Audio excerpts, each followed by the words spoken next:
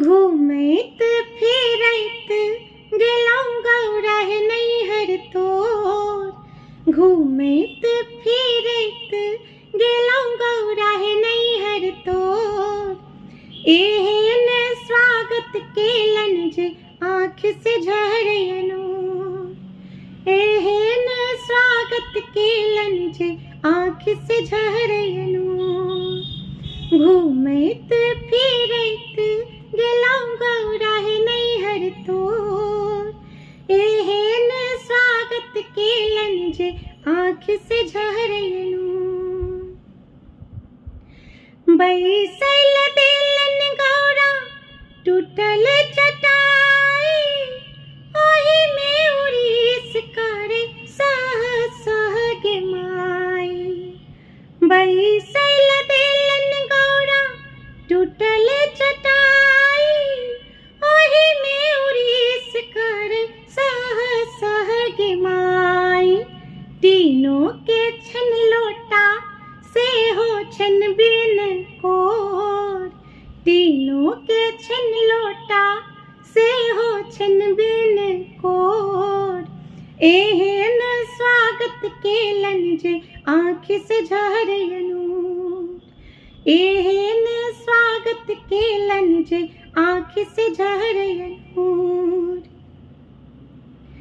खाइले जे देलन गौरा कोदो के भात है। ओहि पर जे देलन गौरा कुर्थी के दाल है। खाइले जे देलन गौरा कोदो के भात है। ओहि पर से देलन गौरा कुर्थी के दाल है। गट गट गारा लागल दुनु आँखी देलौनी पोर।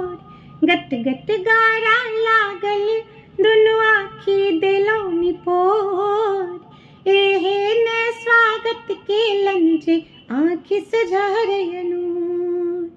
एहन स्वागत केलन जे आँख से झरयनो। घूमैत फिरैत गेलहुँ गौरा नैहरा तोर। सूतैल देलन गौरा महल अटारी। ओहि में बिछौना देलन फाटल गे माई। सूतैल देलन गौरा महल अटारी। ओहि में बिछौना देलन फाटल गे माई। हन हन मच्छर काटल हे हन हन मच्छर काटल फूले लक दहिया मोर। हन हन मच्छर काटल फूले लक दहिया मोर। एहन स्वागत केलन जे आँख से झरयनो। एहन स्वागत केलन जे आँख से झरयनो। आबै के बेरिया है गौरा सखी सब छुलाई। भांगा को झोरिया गौरा लेलन चोराई। आबै के बेरिया है गौरा सखी सब छुलाई। भांगा को झोरिया है गौरा लेलन चोराई। अब की घुर के जायब गौरा है नैहरा तोर। अब की घुर के जायब गौरा है नैहरा तोर। एहन स्वागत भेलन जे आँख से झरयनो। एहन स्वागत भेलन जे आँख से झरयनो। चुप रहुआ है शिव हाकु नहीं बराई। चालन दुसल सूप दिलन मुँह मारी। चुप रहुआ है शिव हाकु नहीं बराई। चालन दुसल सूप दिलन मुँह मारी। आहाँ के मरघट सा चिकने अछ नैहर मोर।